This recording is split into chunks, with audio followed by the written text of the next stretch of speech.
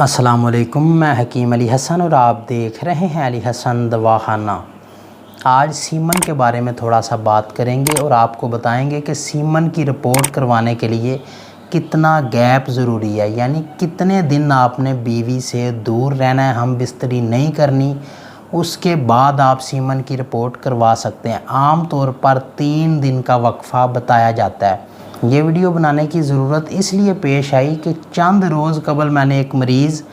Laboratory میں بھیجا کہ جا کے اپنا سیمن ٹیسٹ کرواؤ۔ غالباً اس کا جو وقفہ ہے وہ 2 سے 3 دن کا ہوگا۔ جب وہ لیبارٹری گیا تو لیبارٹری والے نے اس کی رپورٹ نہیں کی، اس نے بولا کہ 5 دن کا گیپ لازمی ہے،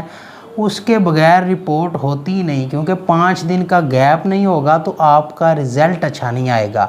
اس لیے میں آپ کو بتا دوں، آپ بھی غور سے سنیں اور اطباء حضرات، ڈاکٹر حضرات جن کو اس بارے میں علم نہیں ہے وہ بھی یہ ویڈیو لازمی دیکھیں اور اپنے علم میں اضافہ کریں کہ سیمن کی رپورٹ کروانے کے لیے 3 دن، 4 دن اور 5 دن کا وقفہ ضروری نہیں ہوتا۔ اس کی وجہ یہ ہے کہ ہر مریض کے لیے وقفہ علیحدہ علیحدہ بتایا جائے گا اور یہ فیصلہ طبیب کرے گا کہ کتنے دنوں کے وقفے کے بعد مریض کو رپورٹ کروانی ہے۔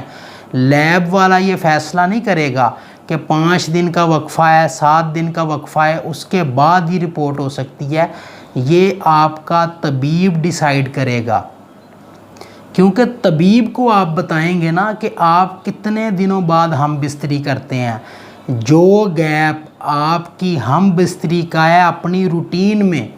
یعنی ایک بندہ 2 دن کے بعد ہم بستری کرتا ہے، اس کے لیے رپورٹ کا گیپ بھی 2 دن ہونا چاہیے۔ ایک بندہ 5 دن کے بعد ہم بستری کرتا ہے، اس کے لیے رپورٹ کا گیپ 5 دن ہونا چاہیے۔ ایک بندہ مسلسل ہم بستری کرتا ہے، گیپ کرتا ہی نہیں، وقفہ لاتا ہی نہیں، تو اس کی رپورٹ بھی بغیر گیپ کے کروانی چاہیے، کیونکہ جب بھی آپ گیپ ڈالیں گے تو گیپ میں رپورٹ بہتر ہو جاتی ہے۔ یعنی ایک مریض کی رپورٹ آپ کروا رہے ہیں 1 دن کے گیپ کے بعد،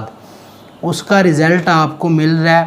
ہے، موٹیلٹی 20 آ جاتی ہے، 20%، اور سپرم کاؤنٹ آ جاتا ہے 25 سے 30 ملین۔ اب اسی بندے کی رپورٹ جب آپ کرواتے ہیں 5 دن کے گیپ کے بعد، اب اس کی موٹیلٹی 40% آ گئی ہے اور اس کا جو سپرم کاؤنٹ ہے وہ 50 ملین ہو گیا ہے، تو گیپ میں فرق تو پڑتا ہے، والیوم بھی زیادہ ہو جاتا ہے، لیکن اس کا فائدہ نہیں ہوگا، کیونکہ وہ بندہ گیپ کرتا ہی نہیں ہم بستری میں۔ آپ اس کی رپورٹ کروا رہے ہو 5 دن کے گیپ کے بعد، اب وہ رپورٹ دیکھتا ہے، اب اس کو سمجھ آ جاتی ہے کہ میری رپورٹ نارمل ہے، لیکن اس کی رپورٹ نارمل 5 دن کے بعد ہو رہی ہے،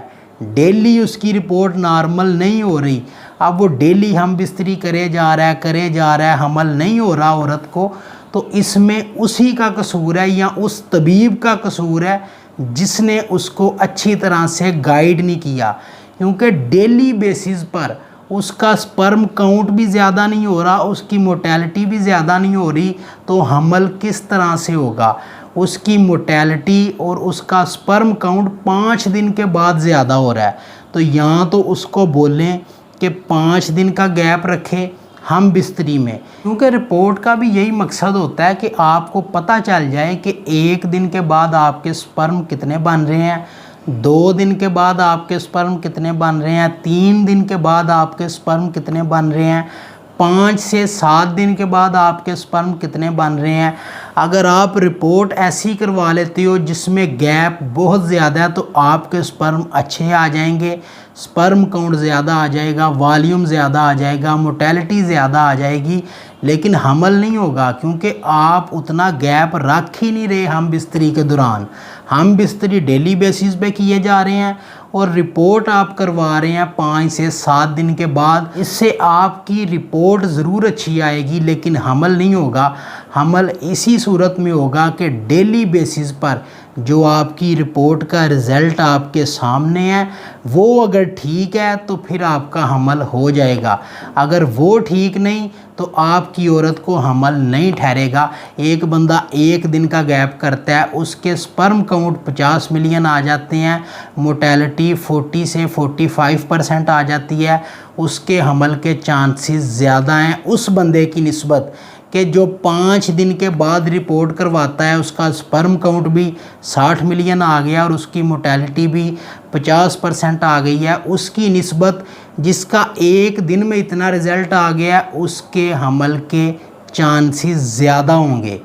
یہ بات ذرا ذہن نشین کریں اور اس بات کو تھوڑا سا سمجھیں کہ گیپ کس لیے بولا جاتا ہے رپورٹ میں۔ اس لیے نہیں بولا جاتا کہ آپ کی رپورٹ اچھی لائی جائے، بلکہ اس لیے بولا جاتا ہے تاکہ ہمیں پتہ چلے کہ آپ اپنی بیوی سے جب دوری اختیار کرتے ہیں تو آپ کے سپرم کتنے زیادہ بڑھ جاتے ہیں۔ اور پھر اس کی ایک رپورٹ نہیں کروانی چاہیے، ایک رپورٹ آپ کرواتے ہیں 5 دن کے گیپ کی، اب ایک رپورٹ آپ کروا کے دیکھیں 3 دن کے گیپ کی، پھر ایک رپورٹ کروا کے دیکھیں آپ 1 دن کے گیپ کی۔ اب تینوں رپورٹوں کو اپنے سامنے رکھ کے دیکھیں کہ 1 دن کے گیپ میں کیا رپورٹ آ رہی ہے، 3 دن کے گیپ کے بعد کیا رزلٹ ہے اور 5 دن کے گیپ کے بعد کیا رزلٹ ہے۔ اس کے مطابق پھر مریض کا علاج ہوگا اور مخلص ہو کے علاج کریں گے تو انشاءاللہ مریض کو شفا بھی ملے گی۔ اپنا بہت سا خیال رکھیں، دعاؤں میں یاد رکھیے گا۔ اللہ حافظ، اللہ نگہبان۔